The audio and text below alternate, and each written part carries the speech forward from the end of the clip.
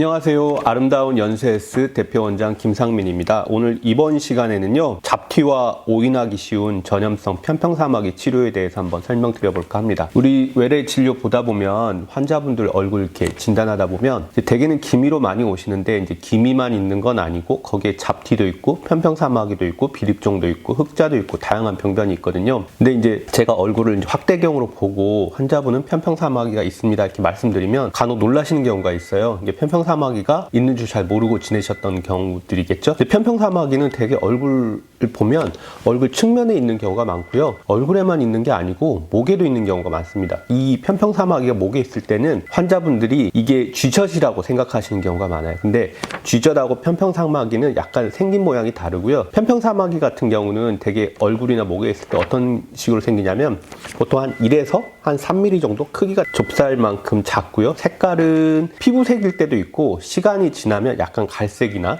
진한 색으로 많이 바뀌게 되고요. 끝이 약간 거친 타입으로 약간 정상 피부보다는 살짝 융기되어 있습니다. 이런 병변들이 많이 있고 되게 이쪽 귀 앞쪽으로 많이 있습니다. 그리고 이쪽 관자 쪽에도 많이 있고요. 근데 이거를 빨리 치료해야 하는 이유가 뭐냐면 그냥 놔두면 두피 속으로까지 들어가요. 그러니까 이게 머릿속에 있으면 레이저로 제거해야 되는데 되게 제거하기가 어렵거든요. 그리고 또 이게 가만 놔두면 목으로도 갈 수도 있고 전신으로 번지기가 쉽습니다. 그러니까 우리가 보통 얼굴 같은 데 만지고 몸도 만질 수 있고 다른 부위도 만질 수가 있잖아요. 자기 몸에도 자가 접종이 돼서 번져나갈 수가 있고요. 특히나 우리 집에서 가족 간에는 뭐 수건도 같이 쓸 수 있고 리모컨도 같이 만질 수 있고 직접 살이 닿을 수도 있잖아요. 그래서 다른 사람한테도 번질 수 있기 때문에 빨리 치료하는 게 좋습니다. 보통 저희가 편평사마귀 치료해보면 얼굴, 목에 좀 많다 싶은 분들은 레이저 하면서 제가 대충 개수를 세보거든요. 그러면 한 400-500개 이상 있는 경우도 많아요. 몸 전체까지 있다면 이건 진짜 제거하는데 한 2시간 이상 소요되는데 이런 경우에는 한 2-3천 개 이상 있는 경우도 있을 수가 있습니다. 이런 경우에는 그러면 사실 비용도 굉장히 많이 들고요. 시술할 때 환자분도 약간 통증이 있을 수도 있겠고 이거를 하고 나서 뭐 재생크림을 바를 수도 있지만 듀오덤을 붙일 수도 있거든요. 일련의 과정 때문에 힘들 수도 있기 때문에 발견 즉시 빨리 치료하는 게 좋습니다.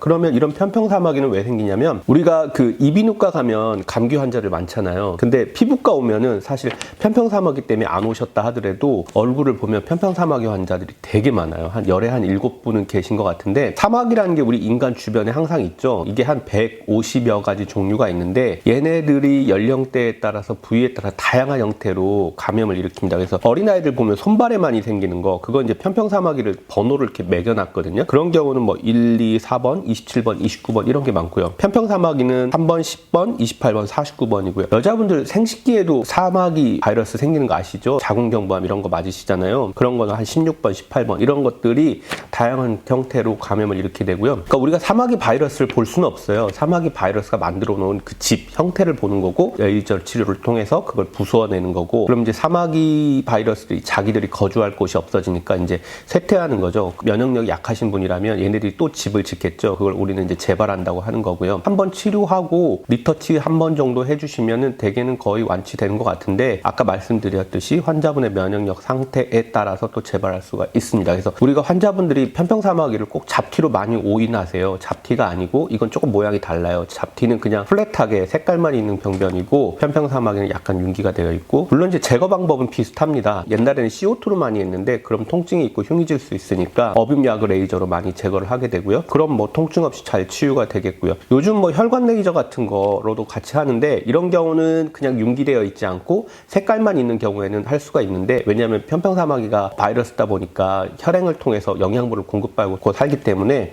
이런 혈행을 차단해 주는 거죠. 근데 물론 이제 융기되어 있는 경우에는 어쩔 수 없이 다 그 어빔약을 레이저를 통해서 제거를 해야 재발 없이 완치가 가능하다고 생각합니다. 그래서 오늘 이 시간에는요 잡티로 오인하기 쉬운 전염성 편평사마귀에 대해서 한번 얘기를 드려봤고 본인들 얼굴을 봤을 때 뭔가 융기된 좁쌀 모양의 그 살색의 병변이 있다면 이런 경우에는 가까운 피부과 한번 방문하셔가지고 치료 받아보시길 권해드리겠습니다. 그럼 다음 시간에는 다른 주제로 찾아뵙도록 하겠습니다. 감사합니다.